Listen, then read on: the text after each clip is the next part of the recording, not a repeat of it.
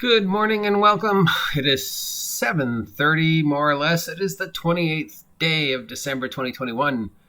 It is 45 degrees and sunny here in Ventura, California, and I am, as always, your guide to all the tabletop role-playing game news, weather, sports, way too much controversy, and general internet nonsense. And today's topic falls into the controversy / general internet nonsense. So yesterday I made a vlog about this idiot who was going around saying that there are no dungeons in Dungeons & Dragons, and Wizards of the Coast hasn't published any dungeons for 5th edition, and of course that is completely and utterly not true, which then brought up an interesting correlation to another vlog that somebody did about what is a dungeon, and I got a couple exchanges of text from Shadzar. Apparently, there are individuals who do not understand what a dungeon is in Dungeons & Dragons.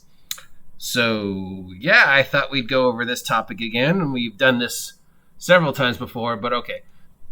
So first and foremost, let's go to the actual definition of the word dungeon according to Merriam-Webster. The definition is a dark underground prison or vault. The examples of the words comes from two parts of the castles that come from the same source. The word dungeon, meaning a dark, usually underground prison, comes from the French words donjon, which also gives us the English word donjon, meaning an inner tower and a castle. Dungeon was first used in the 14th century for the strong tower in the inner part of the castle. Defenders could retreat to the tower if attackers got inside the castle walls.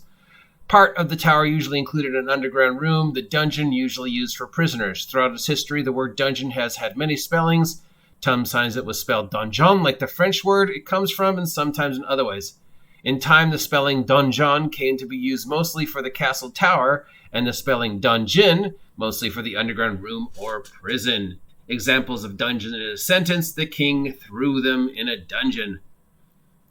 Examples of recent work, in Dungeons & Dragons, also players and DMs step into a role of fantasy characters in a world created by Dungeon Master. And yes, there's a couple secret passageways and even a dungeon. So, from all this, we can get the general idea of the word dungeon brings to mind hole in the ground with some cages in it where prisoners are kept. Usually a place where you put things and people you want to forget about. There's whole histories about dungeons and overcrowding and what dungeons were used for and how long people were kept there and the Tower of London and blah, blah, blah, blah, blah, blah, blah, blah, blah. Now, obviously, the dungeon in Dungeons & Dragons has no way, shape, or form any correlation to an actual real-world dungeon. And if you're still unclear to what a real-world dungeon would be, if there's a living, breathing example that you could look at today, any jail cell in any police station or that you've seen in any movie is probably closer to the actual definition of dungeon than the one we come up in our mind when we think dungeons in relations to Dungeons & Dragons. The closest real-world equivalents to what we generally think of a dungeon in Dungeons & Dragons would either probably be the pyramids in Egypt or the necropolis under France and other cities that have necropolises underneath them. So a real-world dungeon, basically a jail cell, underground. 2, 3, 4, 5, as many as they could build in short-term notice, simple wooden bars. You throw somebody down there, and then you forget about them. The D&D definition of a dungeon, as Gygax and Arnson and Hargraves and those guys probably originally came up with, is sort of a crossbreed between an Egyptian pyramid, because from the Egyptian pyramid we get the idea of secret passages, multiple levels, slanting hallways, and traps. Add to that the actual real-world equivalents of what they would have access to back then. We have Alcatraz, we have the necropolises that they were being discovered in France, and we have the sunken cities in Italy, and we have underground ruins like in Greece. So you sort of combined all that together with, of course, that, medieval idea that there's a castle, probably, Castle Blackhawk and Castle Greyhawk and Blackmoor. And underneath that castle are levels that, originally were probably for storage and keeping the troops and keeping prisoners. But then as time progressed, space is at a minimum. And so you start digging down because for some reason in D&D thinking it's easier and less expensive to dig down and underground than it is to just add on to the existing structure, when we know in real life that's actually not true. And as the game has progressed and as the game has stolen from pop culture to embellish upon itself, the term of the definition of dungeon has also changed. I mean, it is not a hole in the ground with a couple cells in it anymore, because now we have influences from movies and TV shows and comic books and video games. And, we've got the Indiana Jones super traps, and we've got more things that we have discovered in the real world that we can apply to dungeons, like, again, sunken cities, pyramids, hidden passageways, mysterious, things, movies. We've got their influences probably in the 70s were like Ray Harryhausen movies and beginning of video games like Zork and stuff like that. And just the idea that caves and caverns and additions to caves and caverns are being added on, and they're getting bigger, and we're discovering more and more things. And they're, you're thinking, okay, I've already got this idea of there's an underground series of passages because that exists in the real world, but an underground series of passages is kind of just boring. What can I do to spice it up? I mean, if I'm an evil wizard and I'm building my house in a series of underground passages, what am I going to do to keep myself safe? I'm going to, I'll hire some monsters to guard me, and I'll put in some traps to keep things away from me while I do whatever it is I'm doing. Because again, in the thinking of Dungeons and Dragons, it is actually cheaper and more economical and takes less time to dig a vast underground complex than it would to just, add on to what I already have. Which, of course, isn't completely incorrect. It would actually be easier and less expensive to add on to what you already have than to carve out vast complexes underground and build things. Yeah. And plus, really, if you're an evil wizard, would you advertise where your base of operations is? No. And you'd probably want to waste as little money and as little energy as possible to accomplish as many things as you could in a short period of time. So building a gigantic, sprawling, multi-level underground complex is actually counterproductive to the things you'd want to be doing as an evil warlord or an evil wizard or a cult of demons. That's just too much time and too much energy and too much wasted space, and it's more of a potential danger to you than it is to the people who are trying to kill you, because you've built this gigantic thing which is now just as great a threat to you as it is to the people who are coming in to invade. So really, dungeons don't make sense. But apparently people in 5th edition don't understand what a dungeon means. So your greatest real world equivalent to what a D&D dungeon would be a combination of an Egyptian pyramid, the Winchester Mystery House, the underground cities that they've discovered in France and Italy and Greece, and Indiana Jones. And maybe a little theme park thrown in.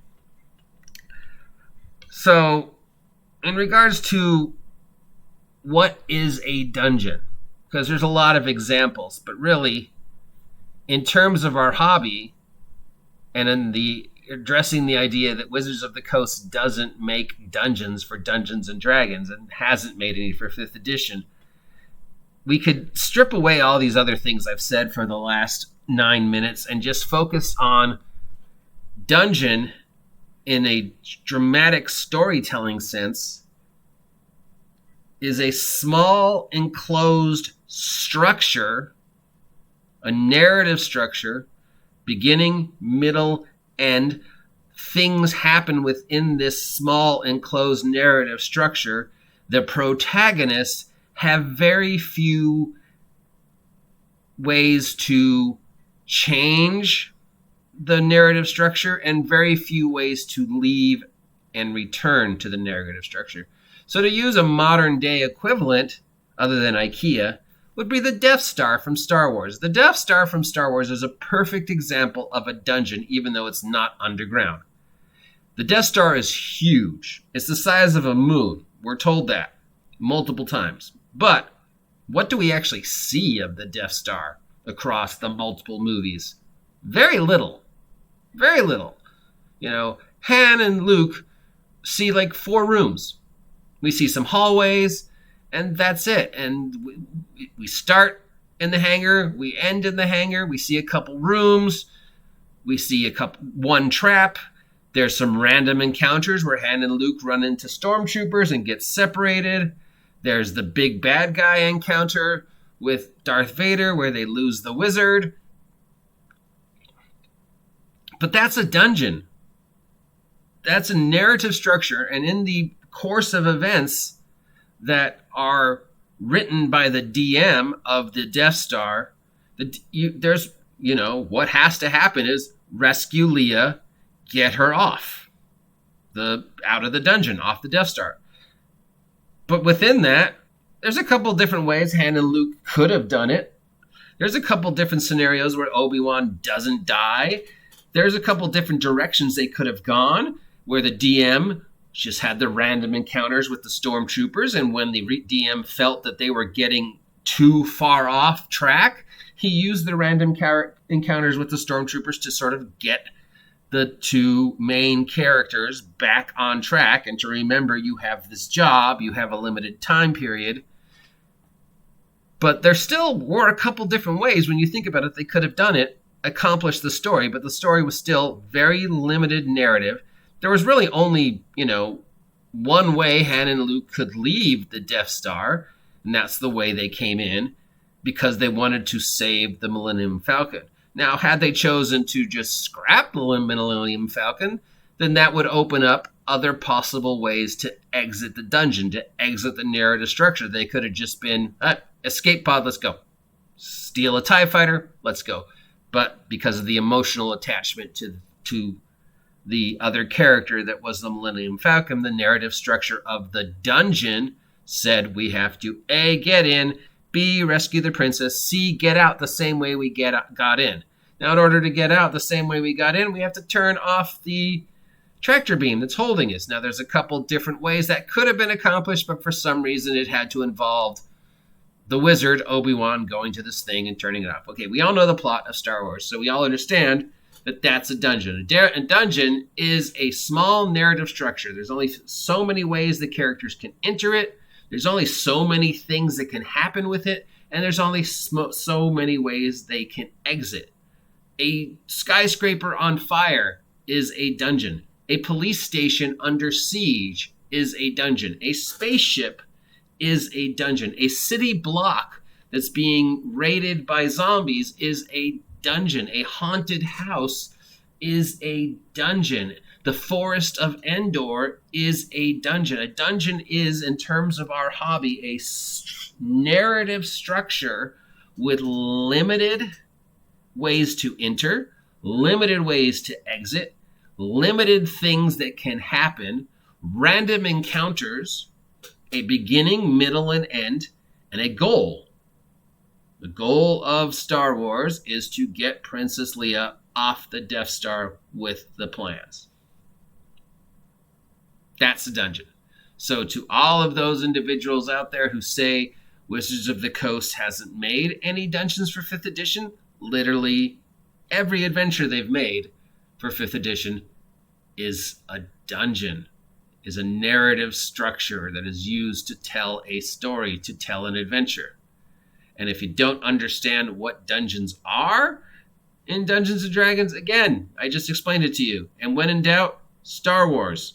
And for the people who are saying, well, I don't like dungeon crawls, I want to role play and tell stories with my characters. Well, literally every story you're telling in Dungeons & Dragons is technically a dungeon, because there's only so many things that can happen within that 4-hour time span of the game. And even if the adventure is wander through the city, go to a coffee shop, and have interactions with the people in the coffee shop, and then go sell my cupcakes, Still, dungeon, because there's only so many things that can happen in the city. There's only so many ways you can get into the city. There's only so many ways you can get out of the city. There's only so many structural narrative events that are going to happen in the city. There's only so many ways the DM can accomplish the goal of you selling all your cupcakes in time to meet your quota before something bad happens. So yeah, that's a dungeon too. Narrative structure. Star Wars. Dungeon in Dungeons and Dragons is not a hole in the ground. So for the individuals who said all a dungeon is the French meaning of the word hole in the ground, yes and no. And for the individuals who think that a dungeon in Dungeons and Dragons is just, Undermountain, yes and no.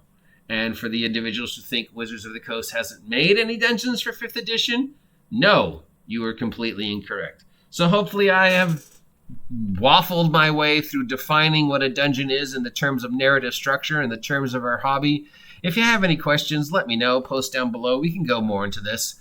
Till next time, I have been your guide to all the tabletop role-playing game news, weather, sports, and general internet nonsense that is the OGGM. Please consider subscribing if you haven't subscribed yet. The goal is still 1,000 subs by August 4th, 2022. Have a great day. Happy New Year. Let's hope that this year comes to an end peacefully and next year is far more pleasant.